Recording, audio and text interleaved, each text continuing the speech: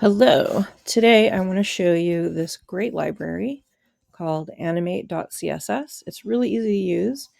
It is at animate.style is the website, and you can see how it works right off the bat by clicking all of these little links. It shows you what it will do, and it keeps going. There's backing out, backing in,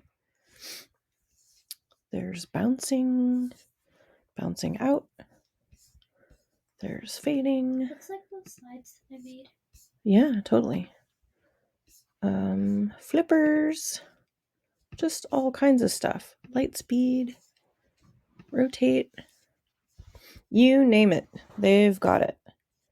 And it's super easy to deal with. Okay, zoom in left, zoom up. Just so many things. Zoom out, slide. Okay, here is the website. They have installation information for if you're installing via npm, but if you scroll down, here is the link. They just want you to add to the header, to the head of an HTML document, and this is how you use it. So let's start a new file. Just gonna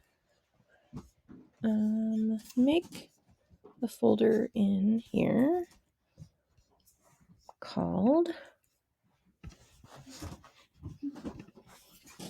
Animate CSS.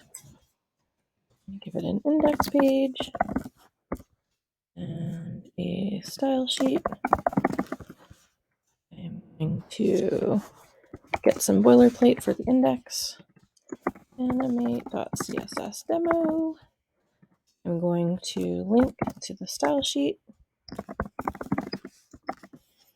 Okay, and in the head, I'm also linking to, right above my style sheet, linking to Animate Min library. So let's just make an H1. Cool header. And we are going to grab these classes,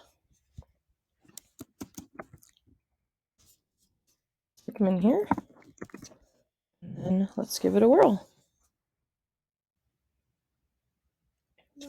And there you go. Easy peasy. So the way you can change them, so you have to have this on all of the things that you want to do. I'm going to make an H2 just for fun.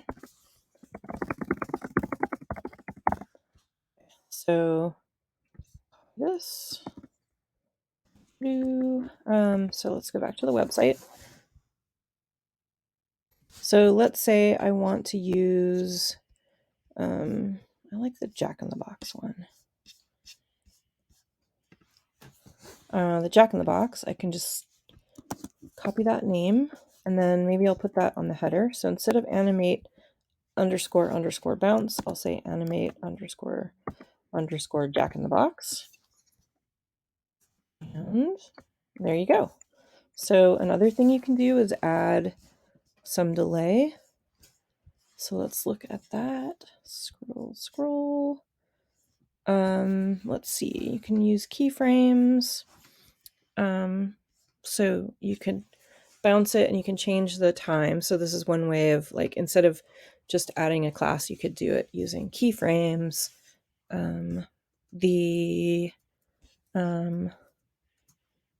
You can change the duration of specific things, and this is the animations globally that you can change, and you can delay things.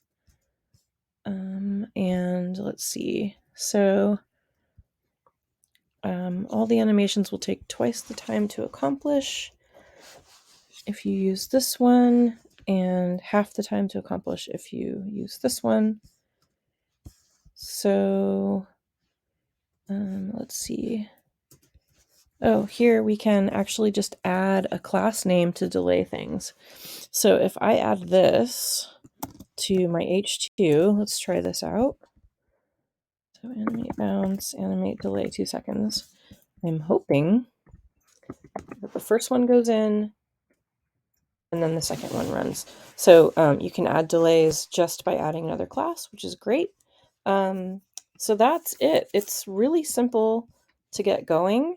Maybe I'll do a more in-depth one at some point, but as you can see, it really is super easy to get started with this. So give her a whirl. I'll post my code, although there's so little to it, but I'll post a link to my code in the video. All right, thank you. Bye.